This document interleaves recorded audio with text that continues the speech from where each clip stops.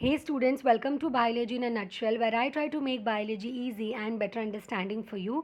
So in this video today we are going to discuss about structure of microspore. अब देखो microspore वही है pollen grain, okay. इससे पहले वाले वीडियो में हम ऑलरेडी डिस्कस कर चुके हैं माइक्रोस्पोरोजेनेसिस के बारे में, किस तरह से एक माइक्रोस्पोर मदर सेल से पॉलन ग्रेन बनता है। अब इस वीडियो में हम उस पॉलन ग्रेन या उस माइक्रोस्पोर का स्ट्रक्चर पढ़ेंगे। अब आपको याद होगा एक माइक्रोस्पोर मदर सेल था जो कि डिप्लॉइड था। ये अंडरगो करता है मियोसिस, ओके, मियोसिस अंडरगो करता है एंड ये फॉर्म करता है हमारा पॉलन ग्रेन। पॉलन ग्रेन वही है माइक्रोस्पोर। अब ऑब्वियसली पॉलन ग्रेन मियोसिस के बाद बनता है, तो ये एक हैप्लॉइड स्ट्रक्चर है, ओके। इस वीडियो में हम डिस्कस करेंगे इस पॉलन ग्रेन या इस माइक्रोस्पोर का structure. Now let's study the structure of microspore. देखो ये सेल है तो सेंटर में ऑब्वियसली इसके न्यूक्लियस होगा, तो एक सिंगल न्यूक्लियस इसके सेंटर में प्रेजेंट होता है और ये कवर्ड होता है बाय 2 लेयर्स। तो इसके बाहर एक लेयर होगी which will be the inner layer, okay. अब इसके बाहर और एक लेयर है which is a thick layer. देखो एक थिक लेयर प्रेजेंट है इनर लेयर के बाहर, ठीक है। और एट सर्टेन एरियाज आपको दिख रहा होगा बीच बीच में देर आर सर्टेन एरियाज जहाँ पे ये लेयर ऑलमोस्ट थिन है या फिर नियरली एब्सेंट है, ओके। ये जो इनर वाली लेयर है ना, इस इनर लेयर को कहते हैं intine. The inner layer is called as intine.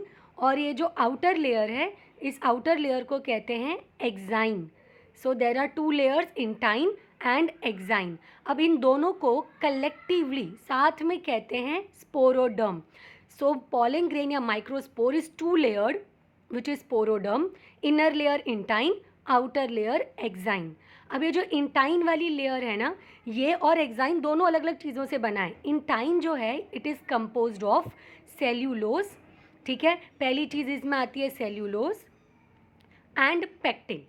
तो ये इंटाइन वाला लेयर जो है वो सेल्यूलोज और पेक्टिन का बना है।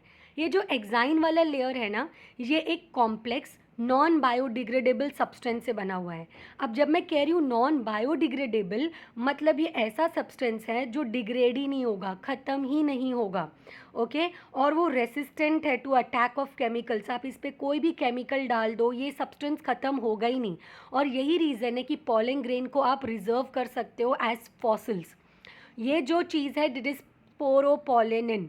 स्पोरोपोलेनिन का बना होता है exine which is a non biodegradable substance, जिसकी वजह से पॉलन ग्रेन इंटैक्ट रहता है for several years, okay.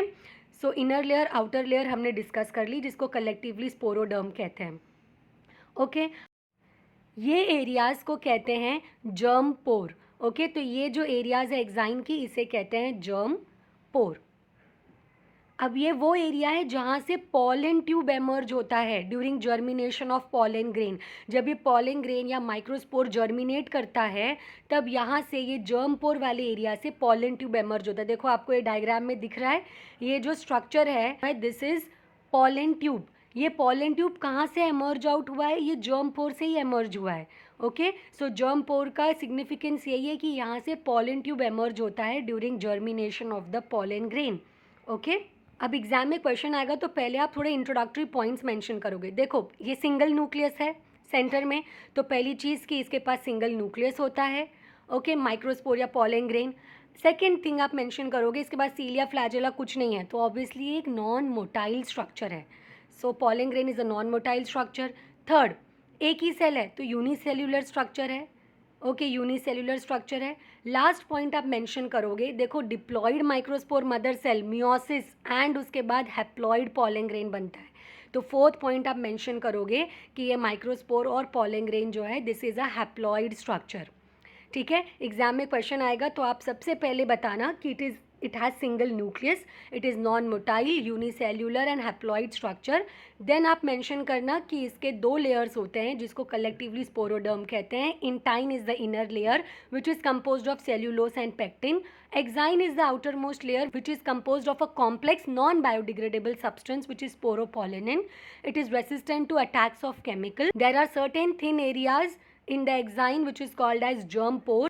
Significance of germ pore is that this is the area through where the pollen tube will emerge during germination of the pollen grain. तो exam में question आएगा तो एक NEET well label diagram बना के ये सारे points आप मेंशन कर दोगे. Okay, so this was it about the structure of microspore और pollen grain. In the upcoming videos I will discuss with you कि डेवलपमेंट ऑफ मेल गैमेटोफाइट कैसे होता है, कैसे इस पॉलन ग्रेन से मेल गैमेट बनता है, and in the further videos female gametophyte and double fertilization ये सब भी डिस्कस करेंगे. अगर आपको कॉन्सेप्ट समझ आया हो तो वीडियो को लाइक करना, अपने फ्रेंड्स के साथ शेयर करना और चैनल को सब्सक्राइब करना.